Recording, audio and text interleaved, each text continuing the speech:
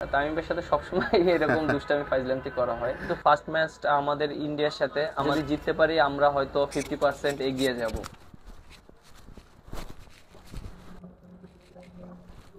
Champions ট্রফির টুর্নামেন্টটা কিন্তু অনেক ইম্পর্টেন্ট প্রত্যেকটা দেশের জন্যই, এবং এখানে প্রত্যেকটা টিমই স্ট্রং থাকে।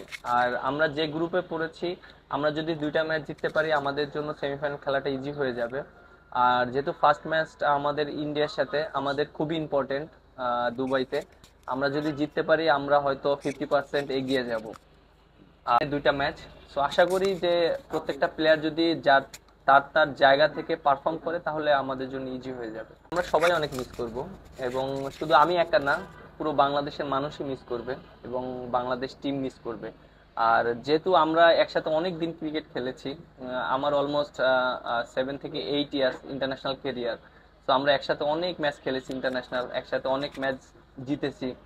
আহ, মানে খারাপ সময় একসাথে ছিলাম, ভালো সময় একসাথে ছিলাম। তো অবশ্য খারাপ লাগবে দুইজনের জন্যই।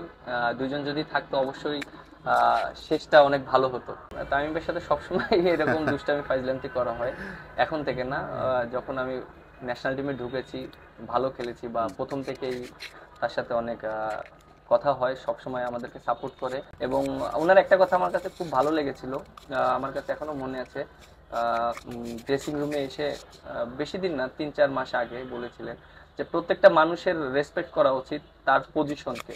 লাইক উনি এই কথাটা ইঙ্গিত করেছিল এরকম যে যেহেতু শান্ত ক্যাপ্টেন ছিল, শান্তকে সবাই সাপোর্ট করা উচিত, কারণ অনেক হয়তো ওকে অনেকে অনেক রকম কথা বলেছিলেন।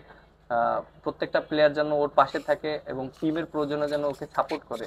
কারণ উনি যখন ক্যাপ্টেন ছিল তখন হয়তো উনি এই জিনিসগুলো ফিল করেছিলেন যে ক্যাপ্টেনকে সাপোর্ট করাটা খুবই ইম্পর্টেন্ট প্রত্যেকটা প্লেয়ার, তাহলে একটা টিম ভালো একটা পজিশনে যেতে পারে।